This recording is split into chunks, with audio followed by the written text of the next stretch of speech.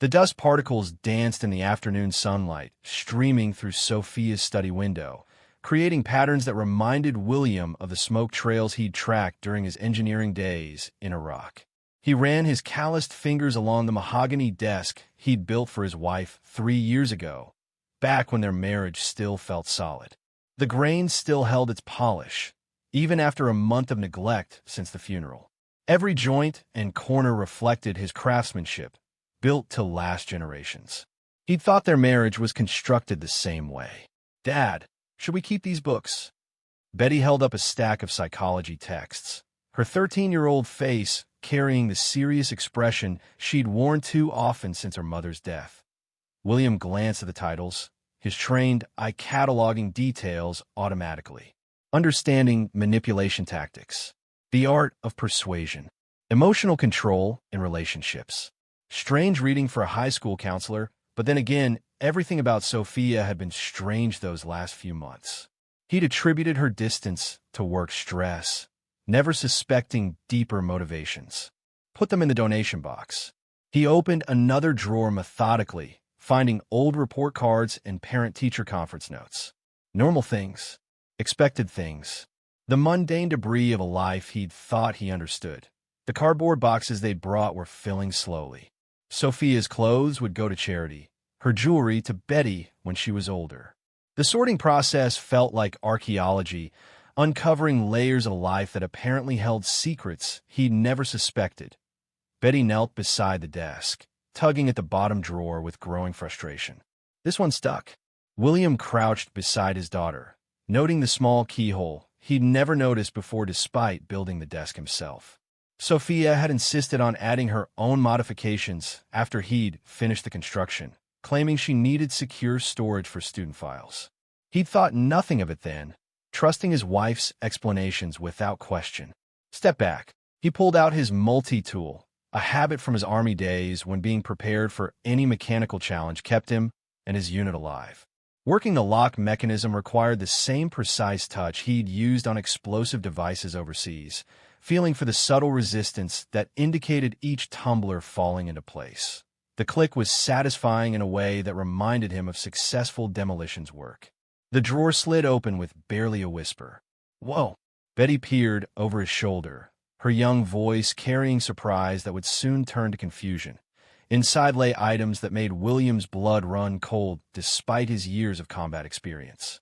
A leather diary, worn at the edges from frequent handling. A burner phone, the kind used by people who needed untraceable communication. A flash drive in a clear plastic case, unmarked but obviously important enough to hide. 2 driver's licenses side by side like playing cards in a game he didn't understand, one with Sophia's real name, one with a name he'd never heard, Rebecca Martinez. But it was the photograph that stopped his heart completely. Sophia and Liam Price, her martial arts instructor from the community center. Their arms wrapped around each other in an embrace that spoke of intimacy far beyond professional instruction. Both smiling at the camera with the relaxed happiness of lovers captured in an unguarded moment. The timestamp in the corner read 3 weeks ago, 0.2 weeks, after a funeral that William's hands didn't shake as he lifted the photo with the careful precision he'd learned handling sensitive equipment in war zones. They never shook anymore, not since Iraq. Not since he'd learned to compartmentalize shock into something useful rather than paralyzing. But Betty was watching with those intelligent eyes that missed nothing, so he kept his expression as neutral as possible. "Dad, what is that?" The question hung in the air like smoke from an explosive charge. William realized this moment would divide their lives into before and after, just like the improvised device that had nearly killed him in Fallujah.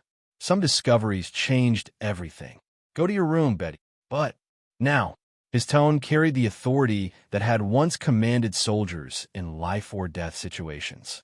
Betty hesitated, clearly wanting to understand what had caused such sudden tension, then left with the wisdom of a child who knew when not to push. The door closed behind her with unusual quiet, leaving William alone with evidence that transformed his understanding of the past year. William stared at the photograph, his analytical mind already processing implications while his heart struggled to accept the reality. Sophia's face beamed up at him, alive, and laughing with a joy he hadn't seen during their final months together. The same face he'd kissed goodbye 100 times.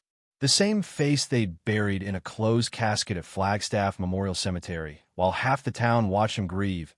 He picked up his phone and dialed a number he knew by heart, one that connected him to the only person in Flagstaff who'd understand the significance of what he'd found.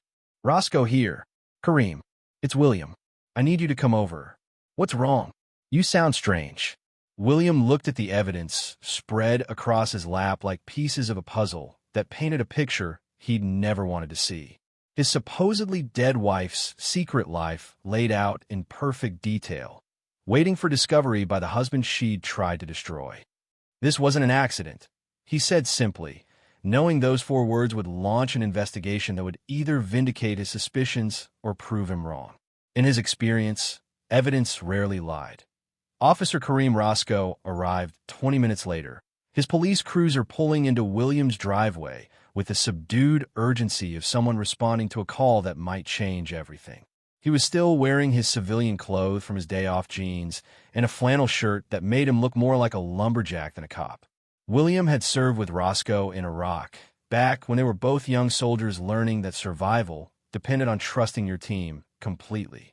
That trust had carried over into civilian life, making Roscoe the only person in Flagstaff who would understand the significance of what William had discovered. William led him to the study and closed the door, ensuring Betty wouldn't accidentally overhear conversations that might traumatize her further. The room felt smaller with 2 grown men inside, the afternoon light casting longer shadows across evidence that painted a picture of betrayal more complete than either of them had imagined possible. "Show me." William handed him the photograph first, watching his friend's face transform from concern to shock to anger as he processed the implications. Roscoe's military training showed in the way he held the image carefully by the edges, preserving potential fingerprints while studying every detail that might prove relevant later. "This is dated after her death," Roscoe said quietly, his voice carrying the controlled tone cops used when facing evidence of serious crimes. "Keep looking." The diary was worse than the photograph. Much worse. Page after page of Sophia's neat handwriting documented a double life William had never suspected, written in the careful script of someone who enjoyed documenting her own cleverness. Roscoe read selected entries aloud, his voice growing harder with each revelation as the scope of Sophia's deception became clear. "March 15th, Liam says William suspects something. Need to be more careful with our meetings. Maybe it's time to move to phase 2 of the plan." William forced himself to listen without interruption, though each word felt like a physical blow. This was his wife writing about him as an obstacle to be removed, not a person she'd once claimed to love. March 28th researched diazepam toxicity online. 15 pills crushed into his morning coffee should be enough to cause cardiac arrest. We'll make it look like natural causes stress from work and Betty's teenage attitude. The casual way she discussed murdering him while making breakfast struck William as particularly obscene. How many mornings had she stood in their kitchen, calculating dosages while he read the newspaper and planned his day? April 2nd, draft letters to Betty completed. She needs to understand that her father was controlling and abusive, that I had no choice but to escape. The insurance money will take care of us both once we're established in Belize. April 18th, talked to contact in Belize about new identity documents. Setup costs $50,000, but the insurance payout is $400,000. Good return on investment and far enough from extradition treaties to be safe. Each entry revealed another layer of premeditation, another aspect of their marriage that had been a lie. William listened without comment, building a mental case file the way he'd analyzed enemy positions during wartime. Each piece of intelligence mattered. Each detail could be the difference between justice and failure. April 25th, Liam, getting impatient with the timeline, says we should just disappear together and forget the money. Doesn't understand that William won't let me go easily. He's too possessive, too controlling. If he won't release me voluntarily, I'll have to remove him permanently. Roscoe closed the diary with the careful precision of someone handling evidence in a murder case. The silence stretched between them, heavy with implications neither wanted a voice, but both understood completely. Jesus, William. She was planning to kill you. There's more. William handed him the flash drive, noting how his friend's hands had developed the slight tremor that came with controlled rage. Haven't looked at this yet, but I suspect it contains backup documentation. We need to process this properly. Chain of custody, evidence protocols, everything by the book. Roscoe's cop instincts had taken over, transforming the shocked friend into a professional investigator. Defense lawyers look for any excuse to exclude evidence, especially in cases this serious. William nodded his understanding. He'd learned patience during years of combat engineering, where rushing could get people killed. But procedures took time, and somewhere out there, his supposedly dead wife was spending insurance money while planning to poison his daughter's mind against him with carefully constructed lies. The death certificate, Williams said, his analytical mind already moving ahead to the next logical question. Who signed it? Roscoe pulled out his phone, accessing the police database with the efficiency of someone who'd performed the same search hundreds of times. Dr. Amanda Rodriguez at Flagstaff General. But according to the report, she never examined the body directly. The friend who found her, Lana Fisk, identified a closed casket. Lana. William felt pieces clicking together like components in a precise mechanism. Sophia's best friend since high school. That's right. She was there when the supposed drowning happened, called it in, seemed genuinely distraught according to the responding officers. Roscoe paused, clearly thinking through implications.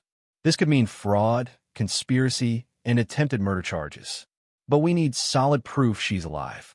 William picked up the photograph again, studying his wife's face with the cold assessment he'd once reserved for enemy targets. Sophia's smile mocked him from the glossy paper, radiating the confidence of someone who believed she'd outsmarted everyone around her. She's not careful. She's arrogant. What makes you say that? Look at the evidence. She kept a detailed diary of her criminal plans, left it in an unlocked drawer along with fake identification and photographic proof of her deception. Had someone take pictures of her with her lover while supposedly dead. William stood, pacing to the window where he could think more clearly. She thinks she's smarter than everyone else. Always has. It's her weakness. We'll need to be smart about this investigation. If she's alive and we spook her before building a solid case, she'll run to Belize and disappear forever. William finished the thought, understanding the stakes completely. I know, but her arrogance works in our favor. She'll make mistakes because she can't resist proving how clever she is. The next morning, Roscoe called with updates. William sat in his workshop, measuring wood for a cabinet order, listening to the systematic destruction of his wife's lies. The doctor who signed the certificate never saw a body. Hospital records show no Jane Doe matching Sophia's description that day. The coroner's office has no record of processing her remains. William ran sandpaper along a board edge, the rhythm soothing. How's that possible? Lana Fisk called in the drowning. Said the body was swept downstream, recovered a mile away by fishermen. She identified it as Sophia, told the coroner it was too traumatic for family to view. The coffin was sealed immediately. What was in the coffin? That's what we're going to find out. I've got a warrant for exhumation. William stopped sanding. When? Tomorrow morning. Quietly. If word gets out that we're digging up your wife's grave, the whole town will know by lunch. William understood small-town gossip networks better than most. Who else knows about this? Just me and the judge who signed the warrant. I want to keep it that way until we know what we're dealing with. That evening, William cooked dinner for Betty. Spaghetti with meat sauce, her favorite. She picked at it, pushing noodles around her plate. You've been weird since yesterday, she said finally. How's that? Quiet. More than usual. She studied his face with eyes too old for 13. Did you find something bad in Mom's desk? William considered lying. He'd gotten good at it over the years, learned to hide his thoughts behind neutral expressions. But Betty was smart, and she deserved better than deception. I found some things that don't make sense yet. About Mom, about the accident. Betty nodded slowly. I didn't think it was an accident either. This surprised him. Why not? Mom was a good swimmer. She taught me how to dive at that lake. And she was scared of deep water at night. She never would have gone swimming alone after dark. William felt a surge of pride. His daughter was observant, logical. She'd inherited his analytical mind rather than her mother's manipulative charm. "We're looking into it," he said finally. "Good." That night, William couldn't sleep. He lay in bed staring at the ceiling, remembering signs he'd missed or chosen to ignore. IT had started about a year ago. Subtle changes that individually meant nothing, but together painted a clear picture. Sophia blaming him for their financial strain, though his furniture business was steady and her counselor's salary was reliable. She'd started volunteering late at school, coming home after 9 o'clock with stories about troubled students who needed extra attention. Passive-aggressive comments in front of Betty. "Your father works so hard, he doesn't have time for family dinners anymore." This while William stood in the kitchen, having prepared dinner himself. The night he'd caught Liam's cologne on her coat. She'd claimed he'd hugged all the parents at a school event, that it was nothing. William had said nothing, filing the information away like ammunition he might need later. Her growing coldness in bed. The way she'd flinch when he touched her shoulder. The excuses that came easier and more frequently. "I have a headache. I'm exhausted from work." Betty might hear us. William had attributed it to stress, to middle-aged changes, to the natural ebb and flow of marriage. He'd been patient, giving her space, assuming she'd come back to him when she was ready. Instead, she'd been planning his murder. The exhumation results came back 2 days later. The coffin contained sandbags and concrete blocks. William received Roscoe's call while teaching Betty how to use a router in his workshop. She was working on a jewelry box for a friend's birthday, concentrating on keeping the tools steady. "That's all the proof we need that she's alive," Roscoe said. "Now we find her." William covered the phone. "Betty, take a break. Get some water." When she was out of earshot, he continued. "The flash drive, I had our tech guy look at it. Mostly photographs, but they've got metadata intact. GPS coordinates, timestamps, the works. One photo places her exact location 30 miles east of town. Timestamped 10 days ago." William felt his pulse quicken. "Send me the coordinates." "William, I'm not going to do anything stupid. I just want to know where she is." That evening, William used software he'd learned in the Army to extract the metadata himself. The coordinates led to a remote cabin in the national forest, accessible by a dirt road that wound through pine trees and granite outcroppings. He'd driven past it dozens of times on hunting trips with Betty, never suspecting his supposedly dead wife was living inside. He printed a topographical map and began planning reconnaissance. Old habits died hard, and William had always been very good at gathering intelligence. William approached the cabin at dawn, moving through the tree line with the patience he'd learned in Iraq. The morning mist provided natural concealment as he studied the structure through binoculars that the single-story log cabin with solar panels and a generator shed. 2 vehicles parked outside, Sophia's Honda Civic, which was supposed to be impounded evidence, and Liam's black pickup truck. Smoke rose from the chimney. Lights glowed in the windows. Someone was home. William circled the perimeter, noting escape routes and sight lines. The cabin sat in a natural depression, invisible from the main road, but with clear views of anyone approaching. Smart positioning.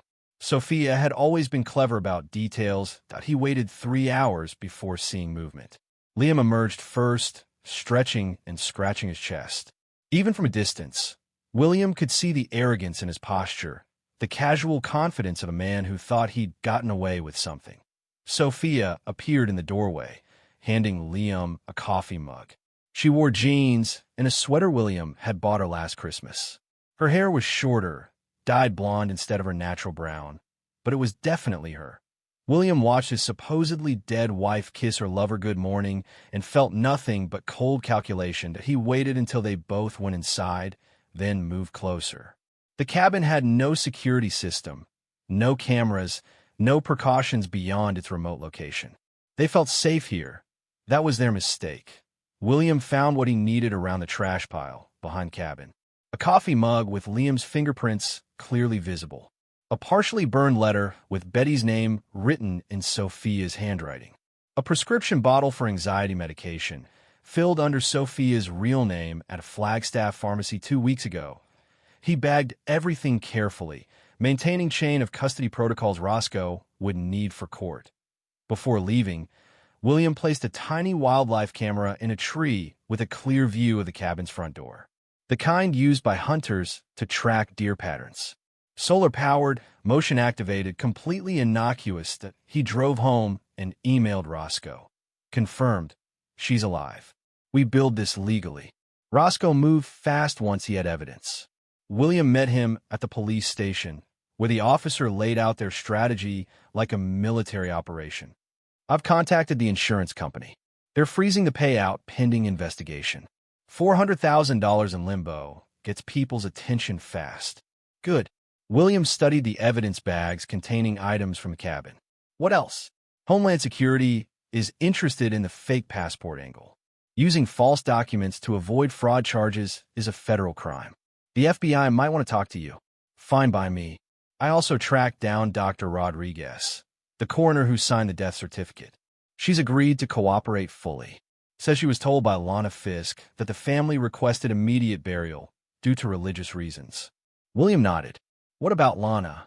That's where you come in. She knows you, trusts you. If we can get her to admit she lied about identifying the body, she becomes our star witness. William understood. When do you want me to talk to her? Soon, but carefully. If she warns Sophia, I know. Roscoe pulled out a legal pad covered with notes. The charges we're looking at: insurance fraud, faking death, conspiracy, attempted murder if we can prove the poisoning plan, emotional abuse of a minor for those letters to Betty. How long could she get? 20 to 30 years, depending on how good her lawyer is. William felt a grim satisfaction. She always said she was too smart to get caught. Pride goes before the fall. Roscoe closed his notebook. You doing okay with all this? William considered the question. Was he okay learning his wife had tried to poison him? That she'd planned to destroy his relationship with his daughter? That she'd fake her own death and let him grieve while she spent insurance money with her lover? I'm angry, he said finally. But anger is useful. Keeps me focused. William found Lana Fisk at her real estate office on Thursday afternoon, timing his arrival during the slow period when most agents focused on paperwork rather than client meetings. The office occupied a converted Victorian house on Route 66, its charm designed to make clients feel comfortable while discussing the biggest financial decisions of their lives. Lana was showing property photos to a young couple, her professional smile bright and convincing as she highlighted the benefits of a starter home in Flagstaff's growing market. William. She stood when she saw him, genuine warmth flooding her voice despite the surprise at his unexpected visit. How are you holding up? The young couple exchanged glances, sensing the shift in atmosphere that came with private conversations intruding on business hours. They gathered their paperwork and left with promises to call later, leaving William alone with the woman who'd helped orchestrate his wife's fake death. Lana gestured to a chair across from her desk, the same chair where dozens of families had signed contracts for new homes. Her office was decorated with photographs of successful sales, smiling families holding keys to their dream houses. The irony wasn't lost on William. Lana helped people build new lives while helping his wife destroy his old one. I should have called, she said, settling back into her chair with the careful movements of someone who sensed approaching danger. I know this must be so hard.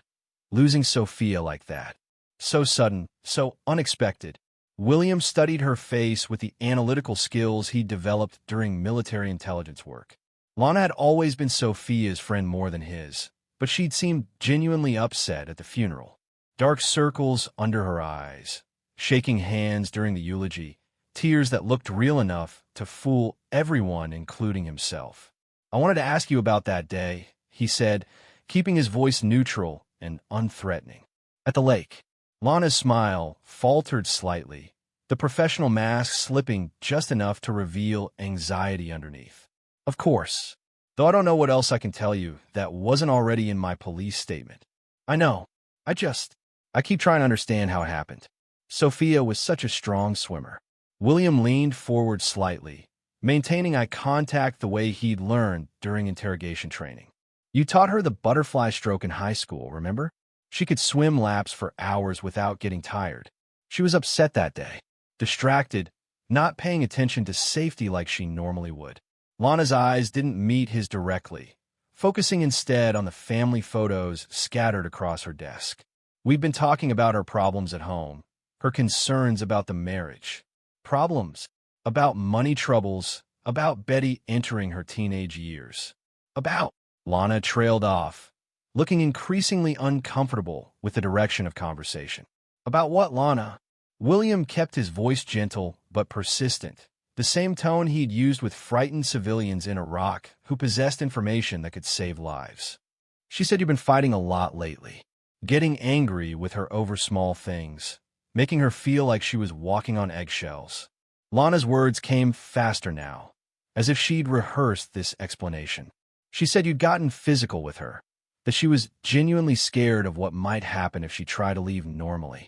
William felt the familiar cold rage building in his chest, the same emotion he'd learned to control during combat operations when staying calm meant staying alive. She told you I hit her, not exactly in those words, but she implied. She said she needed to get away from you, that she was afraid of what you might do if she tried to divorce you traditionally. And you believed her. Lana shifted uncomfortably in her chair, her real estate agent confidence crumbling under William's steady gaze.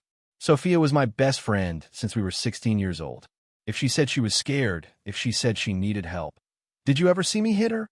William's voice remained level, but there was steel underneath that made Lana flinch.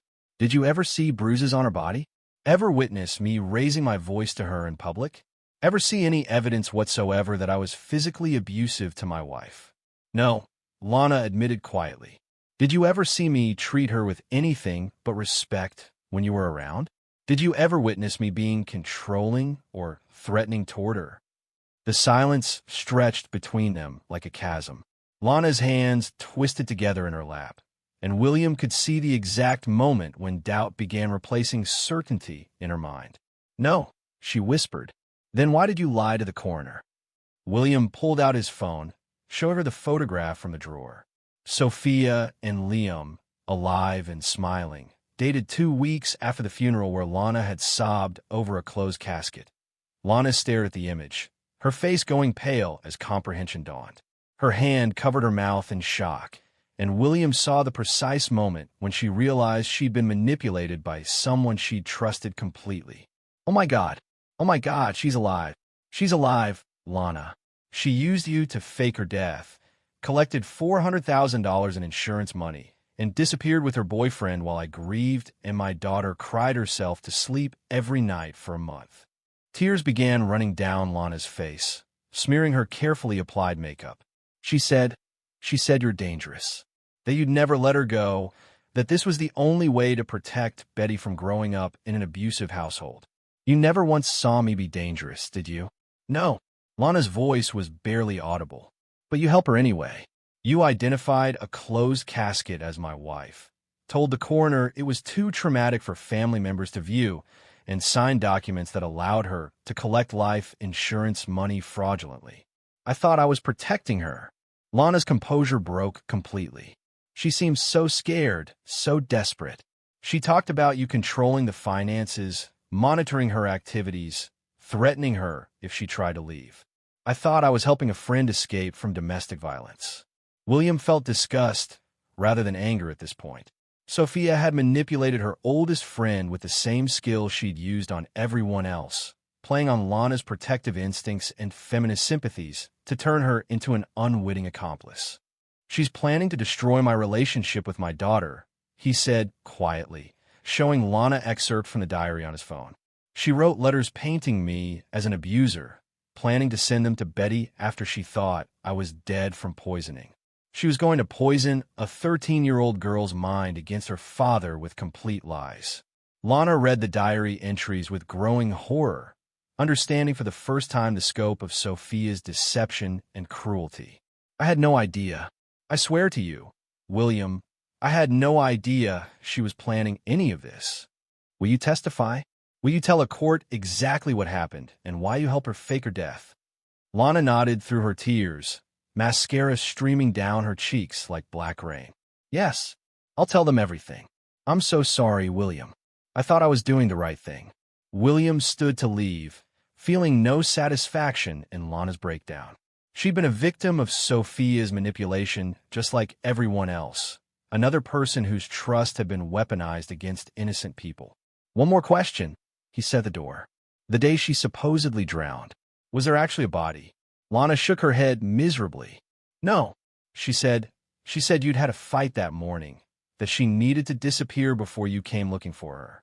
She asked me to call the police and report finding her clothes by the water, to say I'd seen her go under and couldn't save her.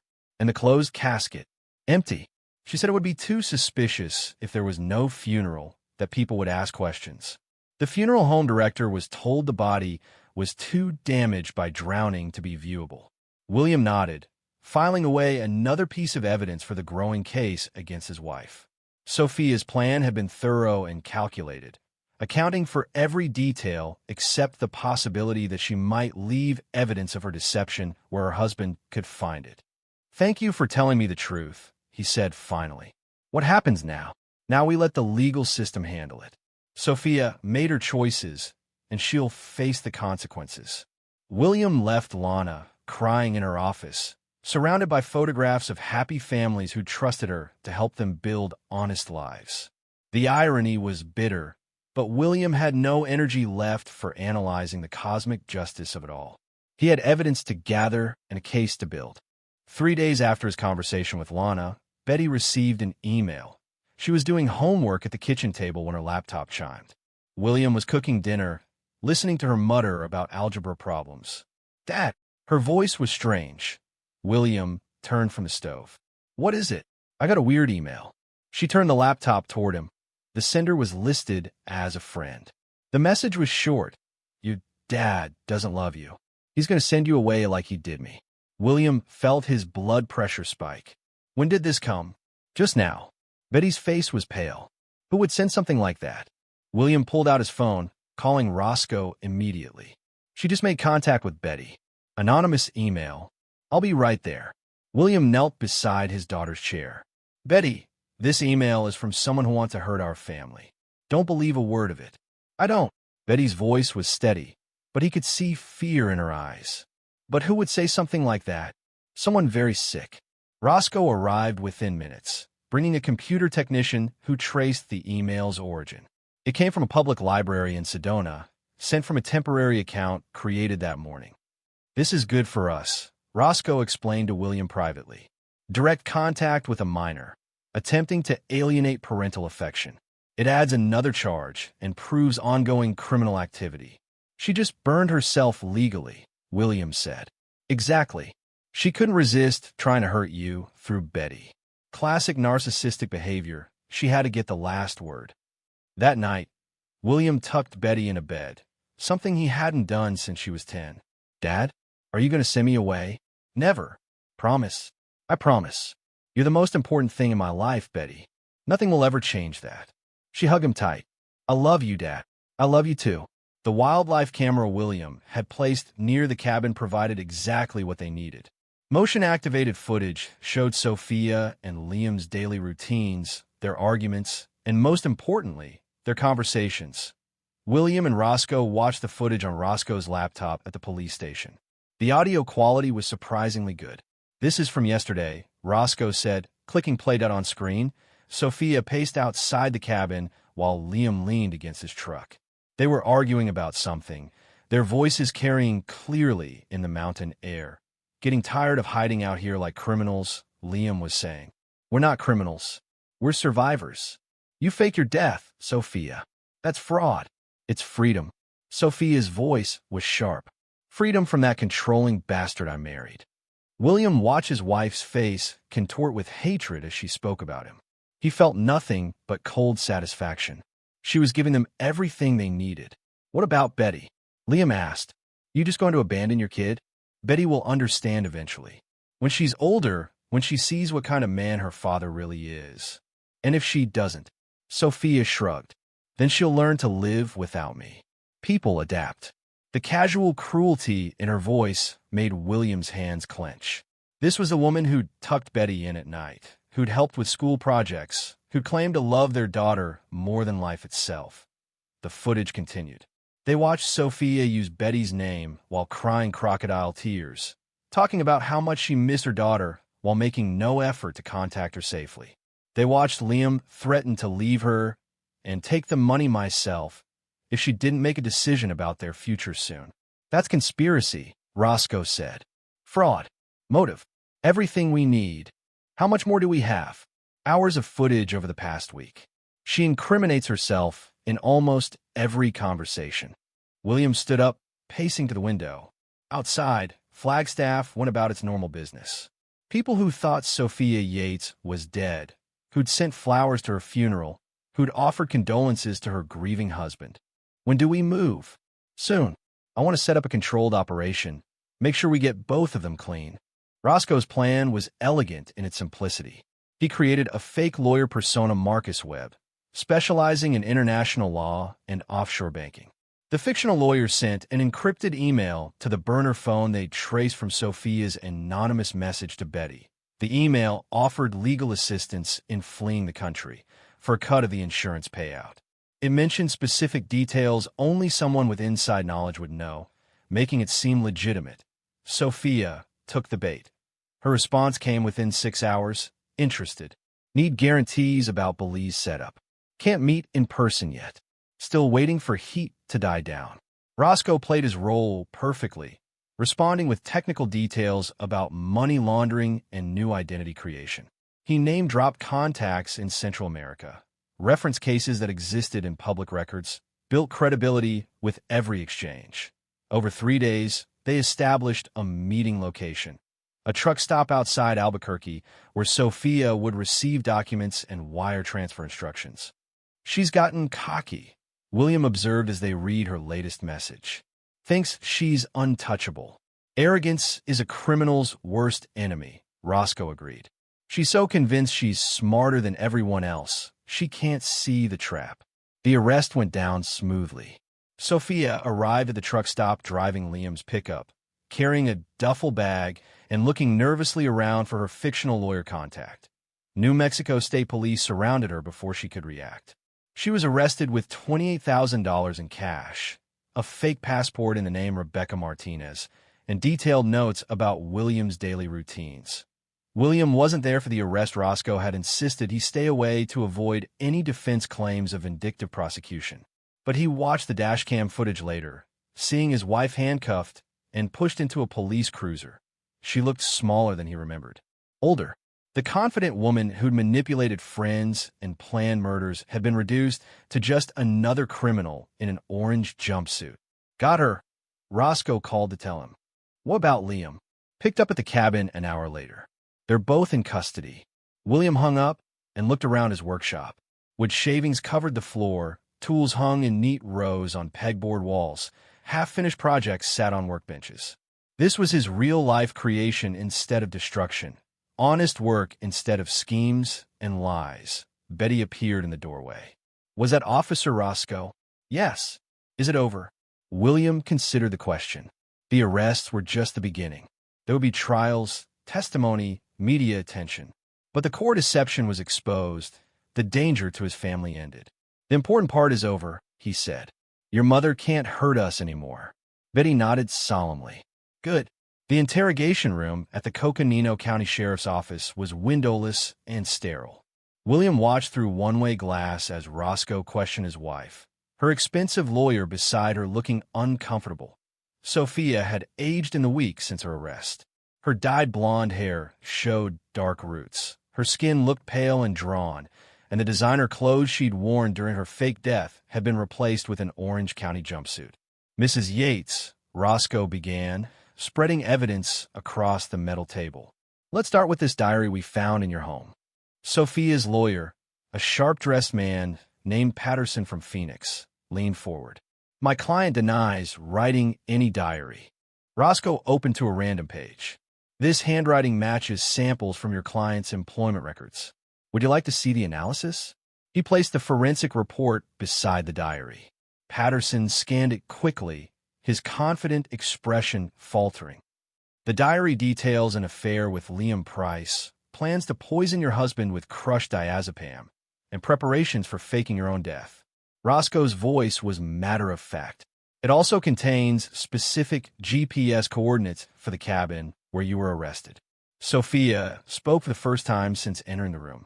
That could have been planted. Along with this, Roscoe placed the photograph on the table. Sophia and Liam smiling at the camera, alive and happy 2 weeks after her funeral. The metadata shows this was taken at the same cabin we found you in. Photographs can be doctored, not the metadata, not the fingerprints we found at the scene, not the prescription bottle filled under your real name 2 weeks ago. Roscoe added each piece of evidence to the growing pile. Not the video surveillance we have of you and Mr. Price discussing insurance fraud. Patterson whispered urgently in Sophia's ear. She shook her head stubbornly. My client exercises her right to remain silent. That's her choice. Roscoe gathered the evidence. But the grand jury will hear all of this whether she talks or not. Insurance fraud, conspiracy, attempted murder, child endangerment, filing false police reports. We're looking at 30 years minimum. Sophia's composure cracked slightly. 30 years. Federal charges carry mandatory minimums. Faking your death to collect insurance money isn't just fraud, it's wire fraud, mail fraud, conspiracy to commit fraud.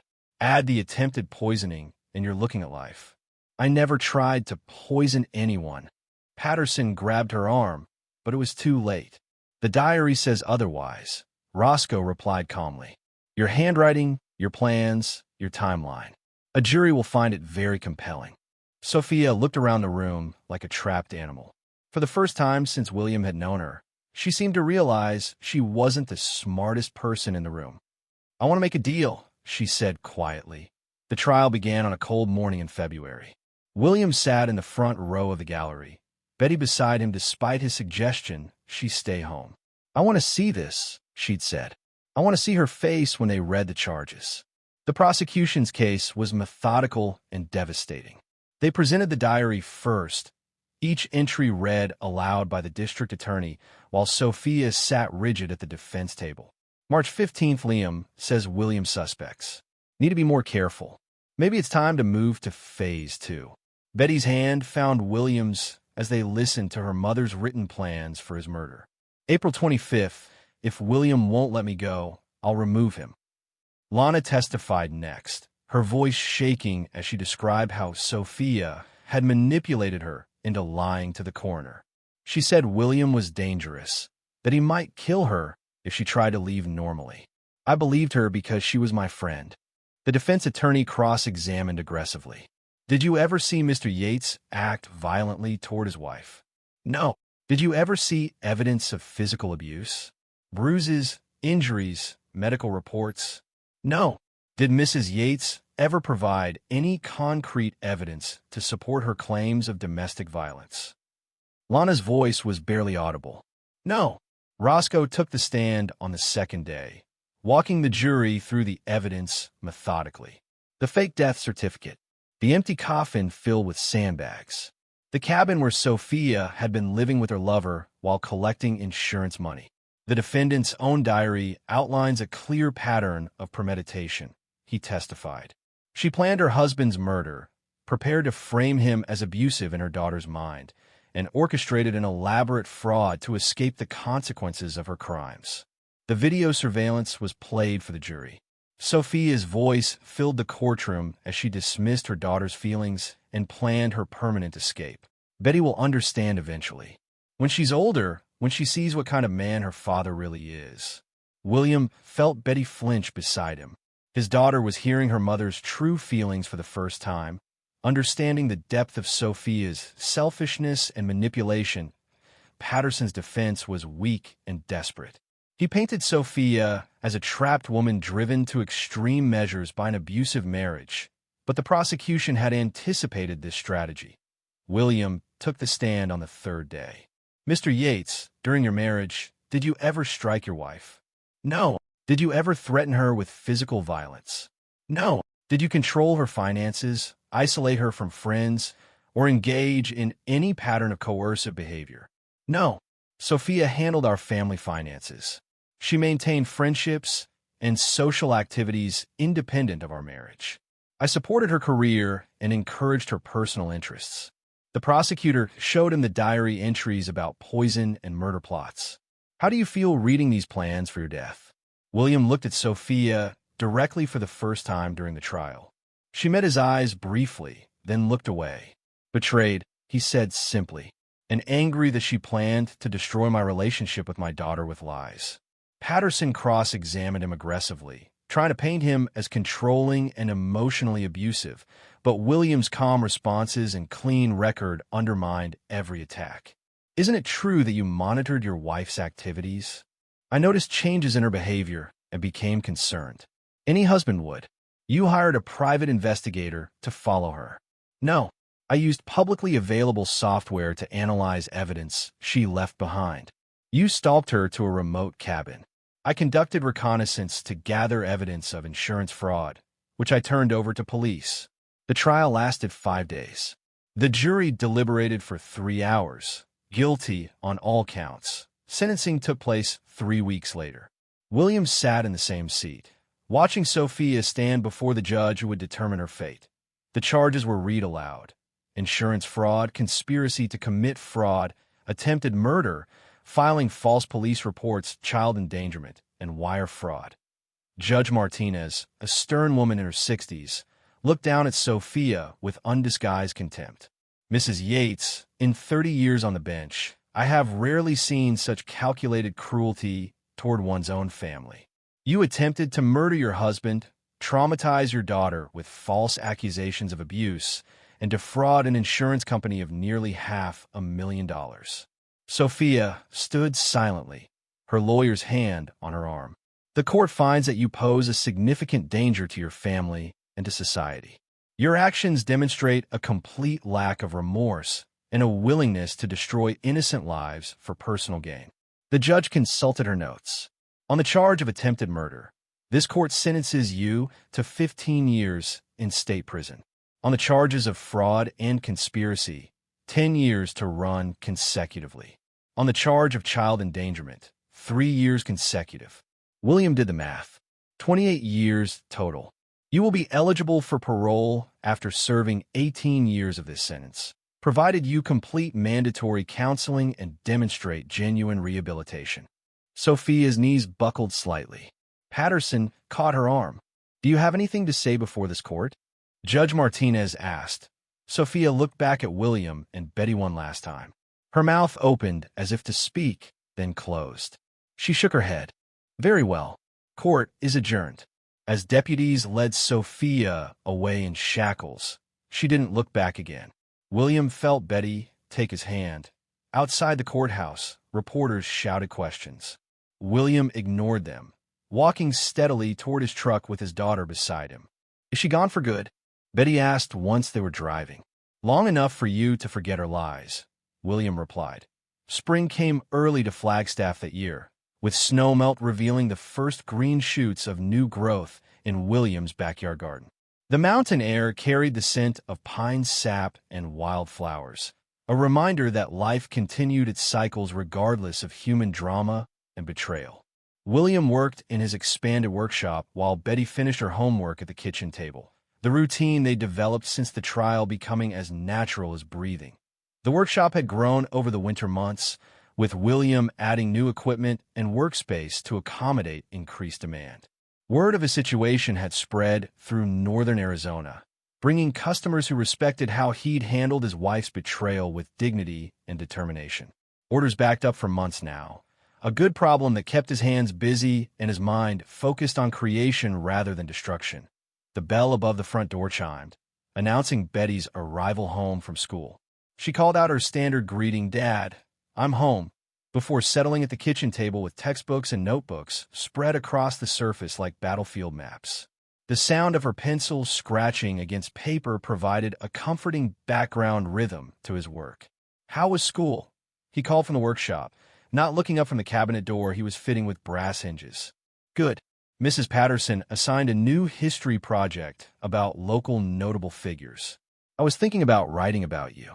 William paused in his work, surprised by the suggestion. I'm not particularly notable. Are you kidding? You solved a murder case, caught an insurance fraud, and sent a criminal to prison for 30 years. Plus, you're the best furniture maker in Arizona. Betty appeared in the doorway, holding a folder full of research materials. I could interview you about military service, woodworking, and detective work. The idea of being featured in a school project made William uncomfortable, but he recognized Betty's need to process their experiences in a constructive way. Dr. Nakamura had explained that adolescents often work through trauma by creating narratives that made sense of chaos. If that's what you want to do, he said finally. Dr. Kim says it's healthy to focus on positive outcomes instead of dwelling on negative experiences. Betty settled into a chair beside his workbench, opening her notebook to a fresh page. She says what you did was heroic, protecting our family from someone who wanted to hurt us. William continued working while considering her words. He'd never thought of his actions as heroic, just necessary. But perhaps Betty needed to see their ordeal as a story with clear heroes and villains, justice prevailing over deception. What kind of questions do you want to ask? He said. Well, first I want to know about your time in Iraq. What was it like being a combat engineer? How did those skills help you investigate Mom's fake death? The questions were intelligent and showed Betty had been thinking seriously about connections between his military experience and civilian problem solving. William set down his tools, giving her his full attention. Combat engineering taught me to analyze problems systematically, he began. When you're dealing with explosive devices or structural damage, you have to gather information carefully, test hypotheses, and never assume anything is what it appears to be. Betty scribbled notes rapidly, her handwriting improving with practice. Is that why you suspected something was wrong when you found the diary? Partly. But mostly it was because your mother had always been careful about hiding things she didn't want discovered, finding evidence that easily suggested either carelessness or arrogance. And she was never careless. What about the investigation itself? How did you know where to look for clues? William smiled, remembering his daughter's fascination with detective stories. Military intelligence work is about pattern recognition and logical deduction. Your mother's diary provided a timeline and methodology. The metadata on digital photographs gave us locations. Her psychological profile suggested she'd make mistakes because she thought she was smarter than everyone else. They talked for an hour, Betty asking thoughtful questions about evidence gathering, legal procedures, and the emotional challenges of discovering a spouse's betrayal. William found himself describing events he'd never discussed in detail, processing his own experiences while helping his daughter understand theirs. The math competition trophy sat on Betty's dresser upstairs, joined now by awards for science fair projects and debate team victories. Dr. Nakamura had been right about focusing on achievements rather than trauma. Betty was thriving academically and socially, making new friends and pursuing interests that had nothing to do with their family crisis. One more question, Betty said as evening approached. Do you ever think about Mom? William considered his answer carefully. I think about the person I thought she was sometimes, but I've accepted that person never existed. The woman I married was a carefully constructed lie designed to manipulate people into giving her what she wanted. Do you hate her? No. Hatred requires emotional investment, and she's not worth that energy. I'm angry about what she tried to do to us, but anger can be useful if it motivates positive action. Betty nodded, making a final note. Dr. Kim says the same thing. She says processing anger constructively is healthier than trying to pretend it doesn't exist. That evening, William prepared dinner while Betty worked on her project at the kitchen table. Spaghetti with meat sauce, her favorite, accompanied by garlic bread and a salad from vegetables grown in their backyard garden. Simple food prepared with care, the kind of meal that represented stability and normalcy. Dad, Betty looked up from her notes. I'm proud of you. The statement surprised him with its directness and maturity. Why? Because you protected us. Because you didn't give up when everything looked hopeless. Because you taught me that justice is worth fighting for even when it's difficult.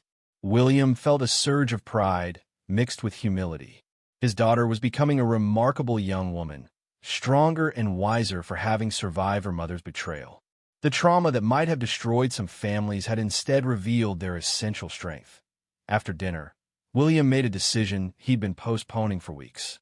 He retrieved Sophia's diary from the evidence box returned by the prosecutor's office, along with the fake identification documents and burner phone that had started their ordeal. Betty watched from the kitchen window as he carried everything to the fire pit behind his workshop. The spring evening was cool but comfortable, with stars becoming visible in the darkening sky above Flagstaff's mountain peaks. William arranged kindling and newspaper in the metal fire pit, then lit the pile with a match from his workshop supplies. Betty joined him as flames began consuming the evidence of her mother's deception. The leather diary curled and blackened, Sophia's neat handwriting disappearing in smoke and ash. Her plans for poison and murder, her manipulation strategies, her cruel dismissal of their daughter's feelings, all of it reduced to nothing more than carbon particles dispersing into mountain air. The fake identification documents followed, plastic melting and paper burning until Rebecca Martinez ceased to exist even as a criminal alias. The burner phone case cracked in the heat, releasing toxic fumes that smelled like justice to William's trained senses. "Feel better?" Betty asked, echoing a question she'd asked months earlier in this same spot. William watched the flames consume the last physical evidence of Sophia's betrayal while considering his emotional state. The anger remained, banked like coals beneath the surface of his consciousness. The sense of betrayal would never fully heal, leaving a scar that reminded him to trust carefully and verify completely. But the need for justice had been satisfied completely. Sophia would spend the next 18 years in prison, removed from society where she couldn't manipulate or harm other innocent people. Betty was safe, thriving, protected from the psychological warfare her mother had planned to wage against their relationship. "I feel finished," he said finally, using the same words from months earlier. Betty nodded with the understanding that came from shared experience and mutual trust. "Me too." The fire burned down to glowing embers that pulsed like a mechanical heartbeat in the darkness. William banked the coals carefully with sand and dirt, ensuring no sparks could escape to threaten the surrounding forest. Wildfire prevention was second nature in Arizona, where carelessness could destroy thousands of acres and dozens of homes. Betty went inside to finish her homework and prepare for bed, leaving William alone under stars visible only in small mountain towns far from urban light pollution. The Milky Way stretched across the sky like spilled flour, beautiful and eternal and completely indifferent to human suffering. Sophia was gone, locked away in a concrete cell where she couldn't hurt anyone else. His daughter was flourishing, stronger and more resilient for having survived her mother's cruelty. His business was growing, built on honest work and satisfied customers who trusted his craftsmanship. Some betrayals are planned like war, William reflected, remembering the words that had started this ordeal. Sophia had indeed planned her deception with military precision, accounting for every detail except the possibility that evidence of her crimes might survive for her victims to discover. And some men were built for war. William had fought his battle with patience and systematic determination, using his wife's own arrogance and carelessness against her. He'd won decisively, protecting what mattered most while ensuring justice prevailed over deception. The fire died to ash and memory, leaving only the faint scent of burned paper and melted plastic. William stood in his backyard, looking at the workshop where he built furniture that would last for generations, thinking about the life he was constructing with his daughter from the wreckage of their marriage. He walked inside to check on Betty's homework and plan their weekend activities. The Phoenix trip for the state math competition was coming soon, an opportunity to celebrate her achievements while exploring the wider world beyond Flagstaff's mountain boundaries. Life moved forward, as it always did. Justice had been served, not mercy. That was enough. More than enough. The house was quiet except for the gentle hum of the refrigerator and the distant sound of Betty brushing her teeth upstairs.